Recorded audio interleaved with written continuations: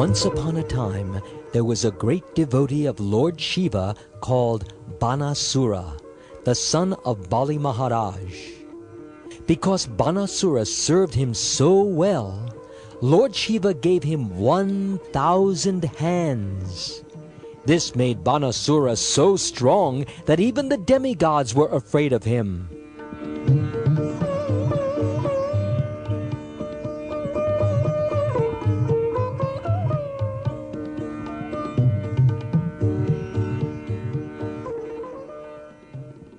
Once, while Lord Shiva was dancing a special dance, Banasura played 500 drums with his 1,000 hands.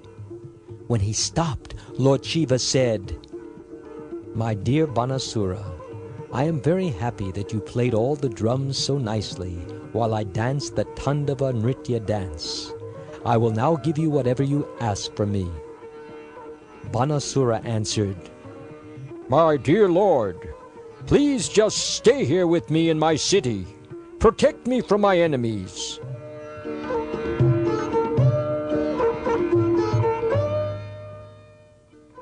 So Lord Shiva lived there in Banasura's city for a long time. Sometimes Banasura visited Lord Shiva. Once he said, "My dear Lord Shiva, you have given me 1,000 hands. Sometimes I go out to look for someone to fight with, but everyone just runs away because they see I have 1,000 arms and am very, very strong. When my arms are just itching to fight, I must simply punch away at the big mountains." Lord Shiva became very angry. He said, "You rascal! Do you think you can only be happy by fighting with someone, and that the reason you are not happy now is because you have no one to fight with? Do you think that no one in the world is stronger than you? Don't worry, you will soon find a person who is strong enough to beat you in battle and smash your pride into pieces."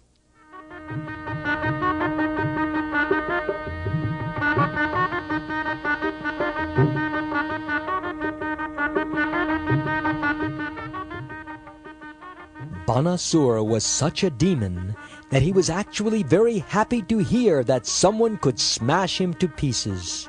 He couldn't wait to have a good fight and use his 1,000 arms. The demon went home and waited for the wonderful day that a great fighter would come to cut down his strength.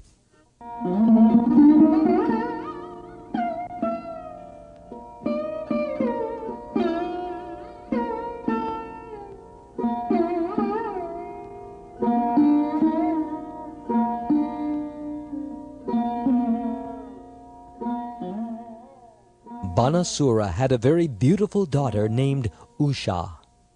One day, when she was playing with her girlfriends, she fell asleep and had a wonderful dream about the very handsome prince Aniruddha. She had never actually seen him or heard of him before, but she had a lovely dream about him. She woke up from her dream too soon, crying loudly, "My dear beloved, where are you?" Our other friends wondered why she was crying, because there was no one else there. Usha became a little shy. Her best friend, Chitralekha, asked her, "My dear beautiful princess, you have lived in this palace all your life and have never even seen any young boy, so I am surprised to hear you crying like this. Who are you looking for? Who is this wonderful man?" Usha said, "My dear friend, in my dream I saw a nice young man who is very beautiful. He is dark, and his eyes, oh, they are just like lotus petals. He is dressed in yellow clothes. His arms are very long, and he looks so handsome that any young girl would like him very much. In the dream, this beautiful young man was... he was kissing me very sweetly, but all of a sudden, he just disappeared. My dear Chitralekha, I don't know where he went, but I must find this wonderful young man. He, yes, only he, is the Lord of my heart." After listening to Usha, Chitralekha immediately said, "I can help you find him. Let me draw some pictures for you to look at, and as soon as you see the picture of the husband of your dreams, let me know. It does not matter where in the 3 worlds he is.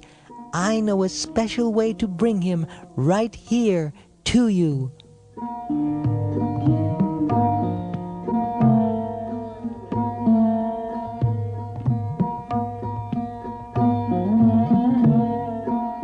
Chitralekha began drawing many pictures of demigods and Gandharvas. She painted pictures of Vasudeva, Lord Krishna, and many others.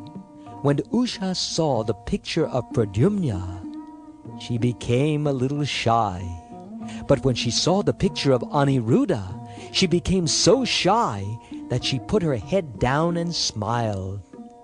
She showed this picture to Chitralekha. This is the man who has stolen my heart. He, yes, he is the love of my life.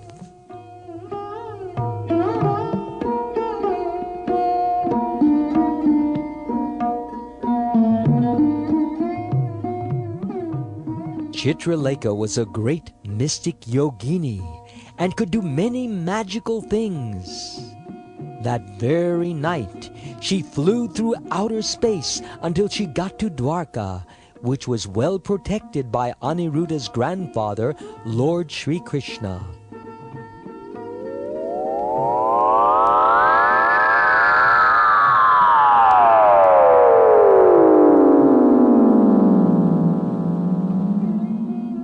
She went into the palace and found Aniruddha in his bedroom, sleeping on a golden bed.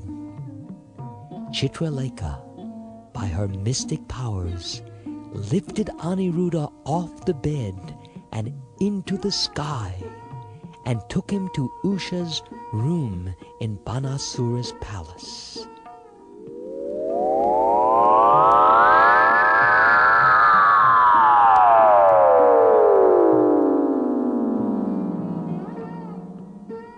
As soon as Usha saw Aniruddha, she knew that he was the enchanting young man in her dream.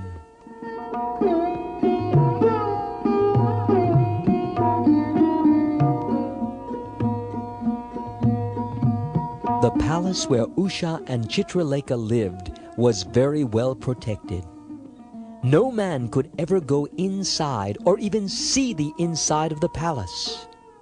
When Aniruddha woke up, he was very surprised to find himself in Usha's room. He asked, "How did I get here? Who are you?"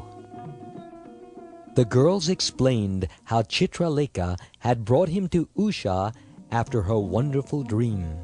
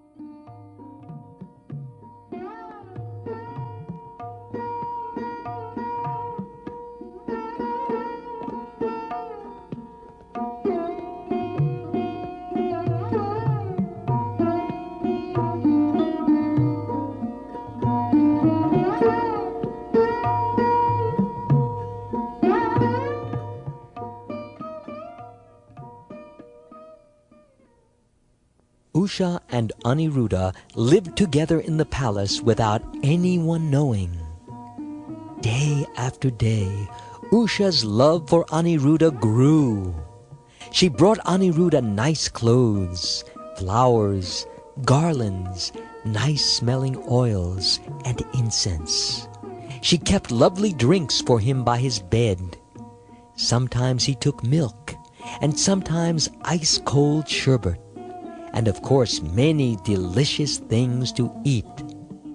They spoke sweet words together. Usha served and loved Aniruddha as if he were the Supreme Lord. Aniruddha had such a pleasant time there that he didn't even worry about how many days he had been away from his real home.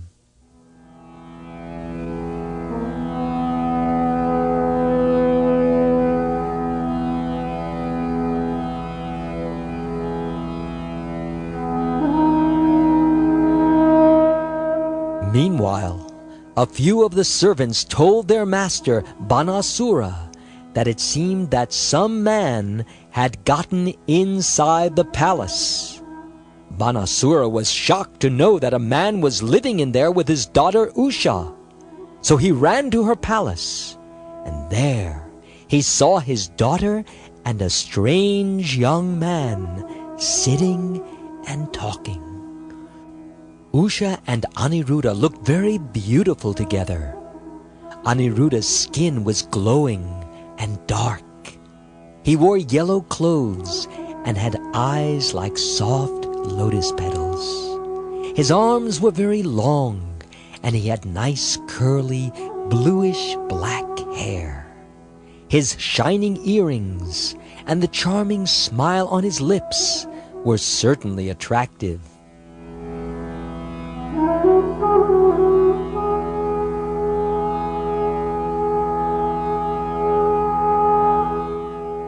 Still, Banasura was very angry. Aniruddha had not only come into Banasura's palace without asking his permission, but he was also boldly living with his innocent daughter. Banasura called his soldiers. He shouted, "Arrest this boy and punish him!"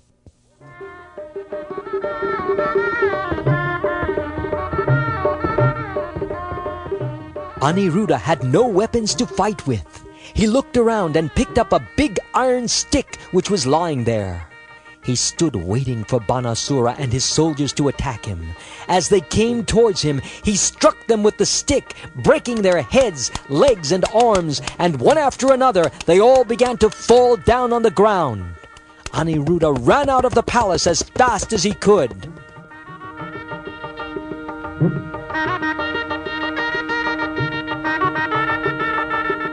But as soon as he came out, Banasura was standing there waiting for him. Banasura had once learned from Lord Shiva how to use a special snake rope, and he used it quickly to catch Aniruddha. After watching this whole desperate fight, Usha became quite upset. Tears fell from her eyes and poured down her cheeks, and she began to cry very loudly.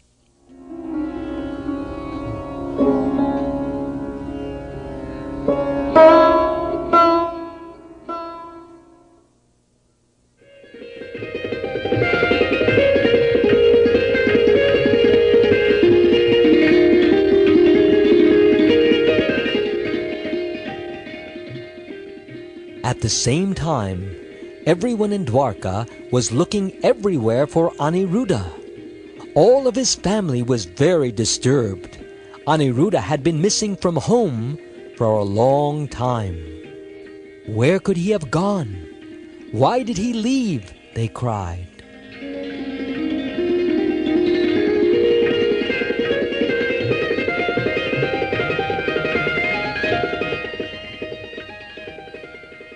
After a few days, the great devotee Narad Muni came to their house.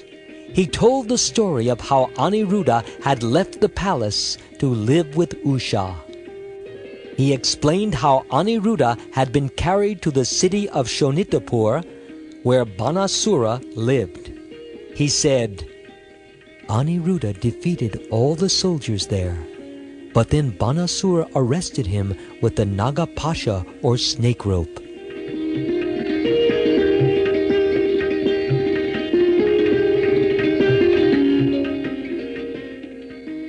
Everyone wanted to go to Shonitapur right away to bring back their beloved Aniruddha.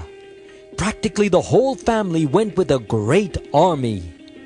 When they got there, they surrounded the city with soldiers, elephants, horses, and chariots.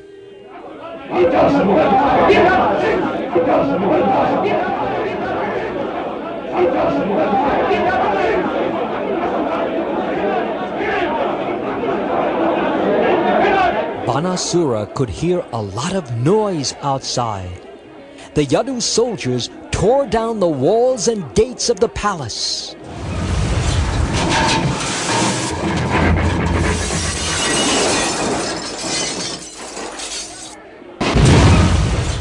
Angry Banasura ordered his men to go out and beat them back. Lord Shiva personally came with his heroic sons Kartikeya and Ganapati. Lord Shiva sat on his favorite bull, Nandishvar, and began the fighting.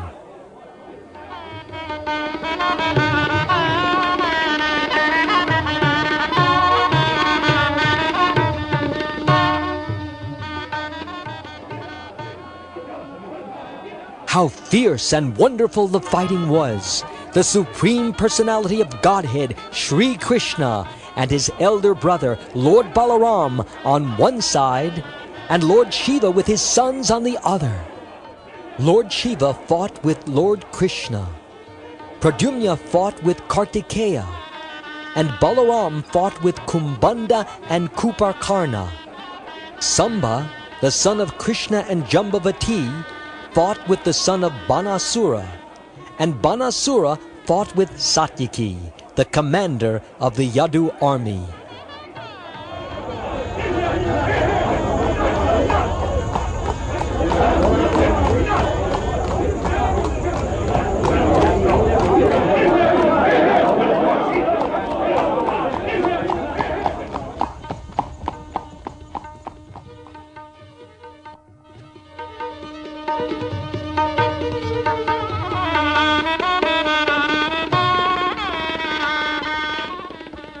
Demigods from the higher planets, like Lord Brahma, along with great devotees, Siddhas, Charanas, and Gandharvas, flew above the battlefield with their airplanes. Everyone came from all over the universe just to see the wonderful fight between Lord Shiva and Lord Krishna.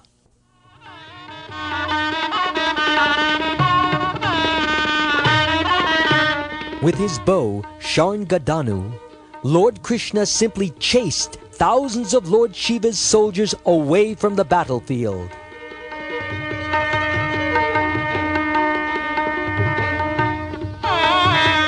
Lord Shiva threw a Brahmastra, which is as strong as an atomic bomb. Then Lord Krishna threw another Brahmastra to stop it.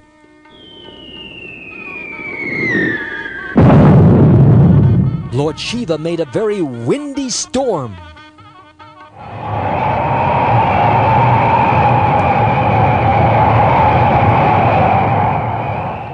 And Lord Krishna made a mountain to stop Shiva's hurricane.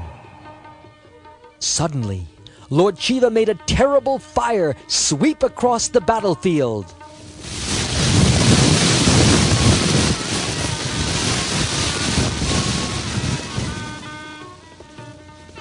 Just as quickly, Krishna poured down torrents of rain to put out the fire.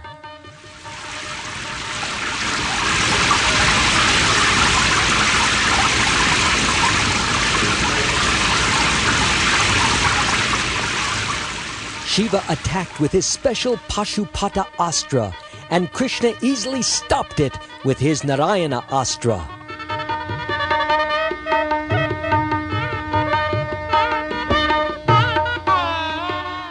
Finally, Krishna threw his special yawning weapon. When the yawning weapon hit Lord Shiva, all he could do was yawn.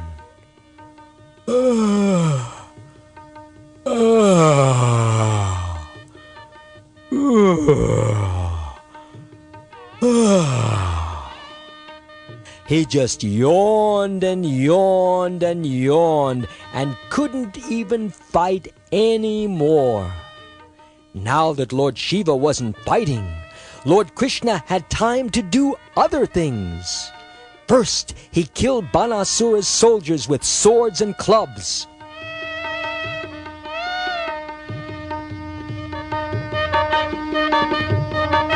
Angry Banasura rushed over towards Krishna, working 500 bows and 2,000 arrows at the same time.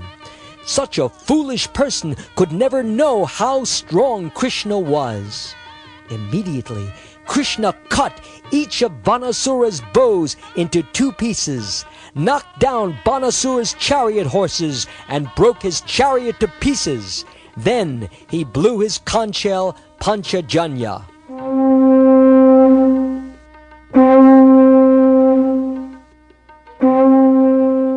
Now Banasura was in big trouble.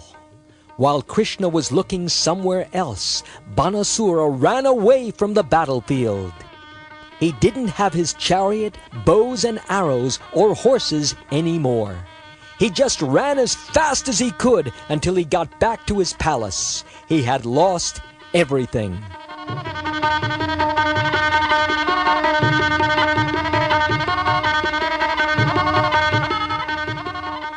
Now everyone had left the battlefield. When Lord Shiva stopped yawning, Lord Shiva decided to use his most powerful weapon, the Shivajvar, which is extremely hot. The Shivajvar had a form. He had 3 heads and 3 legs. He moved towards Lord Krishna, burning everything into ashes.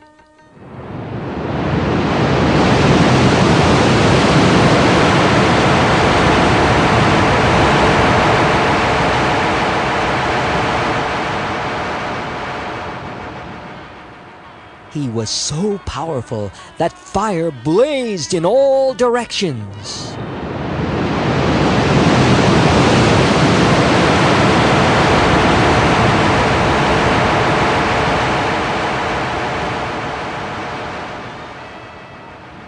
Lord Krishna called his Narayana-jvar, which makes everything extremely cold.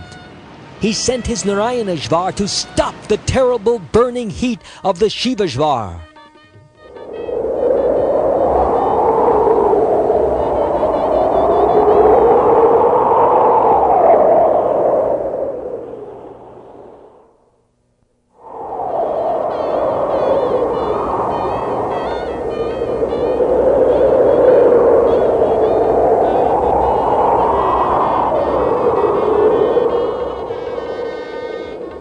When the Shivajvar and the Narayana-jvar began to fight, the Shivajvar's temperature became colder and colder until the Shivajvar cried in pain.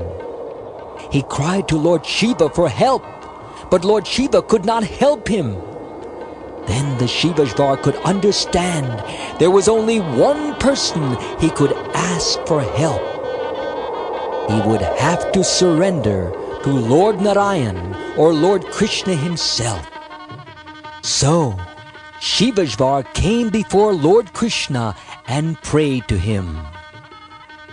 My dear Lord, I offer my most respectful obeisances unto you, because you are, I'm so cold, because you are the Supreme Personality of Godhead. No one is stronger or better than you in any way. You have punished me by sending your Narayana-jvar to make me freezing cold. I thought I was so strong, but no one can be stronger than you. My dear Lord, when anyone forgets you, his material body becomes disturbed by heat and cold and many other things in the material world.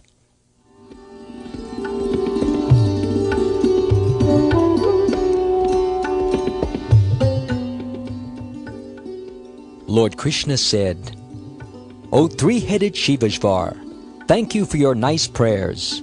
I promise that the Narayaneshvar will stop giving you trouble. Do not be afraid of it any more. I will always protect you because you are my loving devotee. Anyone who remembers this wonderful fight between the Shivashvar and the Narayaneshvar will never have to be afraid of anything in their lives.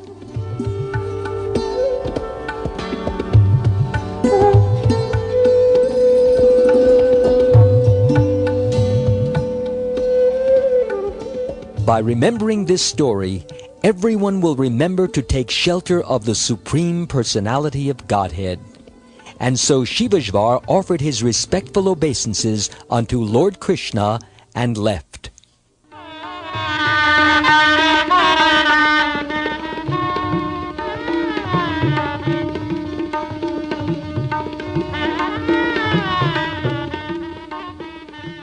Finally, Banasura came back again on a new chariot to fight with Lord Krishna.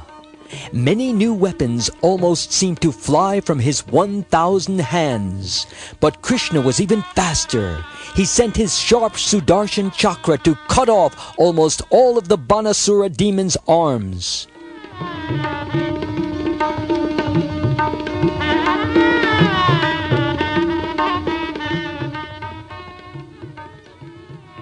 Lord Shiva watched his devotee Banasura fighting with Krishna. Lord Shiva said, "My lord, this Banasura is my very dear devotee. He has done such nice service for me that I promised I would always protect him from any danger. So, my dear lord, please do not kill him. His grandfather and father were King Prahlad and Bali Maharaj, your very great devotees." Lord Krishna said, "My dear Lord Shiva, I will do what you ask. I promised King Prahlad that I would never kill any of the demons born in his family. But I did cut off Banasura's arms so he would not be so proud anymore. Now he has only 4 arms left. I know he is one of your best devotees, and you are one of my greatest devotees. I promise he will not have to be afraid of anything."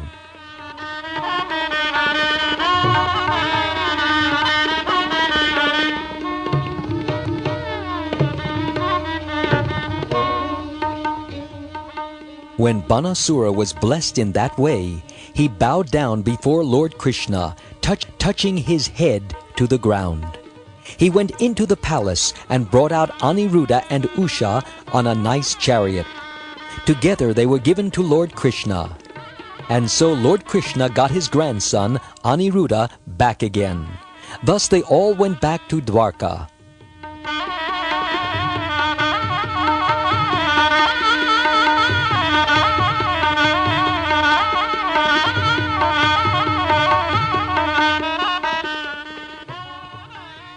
Everyone in Dwarka was waiting for Krishna to come back with Aniruddha, Usha, and all the Yadu soldiers.